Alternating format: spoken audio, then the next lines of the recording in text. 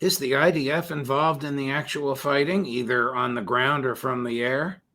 I've heard discussions from people that say that the Israelis have launched airstrikes, but the Israelis have launched airstrikes for years into Syria with Russian approval. I think that's over now. Whether or not they're doing it at the moment, I don't know. But clearly, the Mossad, the CIA, and the Turkish intelligence forces, those three have worked to bring about this atrocious outcome. And this is atrocious. These Islamists are as bad, if not worse, than ISIS. And after all, they are, frankly, the offspring of ISIS and Al Qaeda and Al Nusra. These organizations are radical Islamists, the sort of thing that the Iranians worked with us to destroy, frankly, when we were fighting ISIS. How can the American intelligence community justify funding, supporting, and supplying a group like this? And number two, what are 1,000 American troops in uniform, boots on the ground, doing there? Well, the answer to the first question is we've done this before many times in many places. You can go back to the Contras in Nicaragua.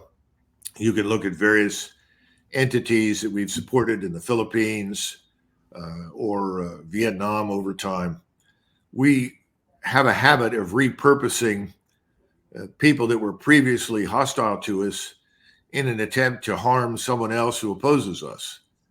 This is part of the problem with the CIA. I mean, the CIA is regarded widely by many people in Washington as a rogue organization. I mean, you heard Chuck Schumer, as the senator, say, be careful of what you do with the CIA and the intelligence agencies because they can do horrible things to you.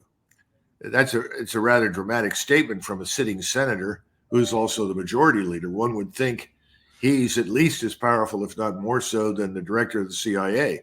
But I guess that's not the case. So I don't think that's surprising. It's depressing and disappointing. Now, from the Israeli standpoint, it's a different picture.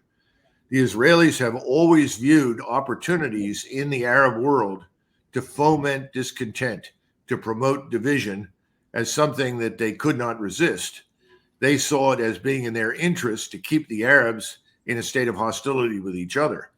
They have worked with the Baluchis in southern Iran for the same purpose. Anything that promotes division. The Israelis are working with the Azeri Turks in the hopes that that too is going to redound to their benefit against Iran, because there's a huge Azeri Turkish population in northern Iran. And the Turks in Azerbaijan, obviously, are very close to them. And the hope is being in Israel that this will be the undoing of the Iranian state. So what they're doing, I'm not saying it's good. I'm not condoning it and trying to legitimate it. But I understand what the Israelis are trying to do. The question is, what are we trying to do? It doesn't make any sense for us to promote this kind of instability. And, we've had war in Syria now since 2010. There's hardly been a break. The population there is being brutalized.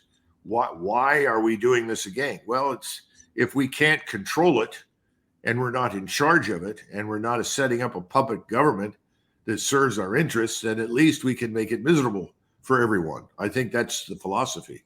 Back to my question about 1,000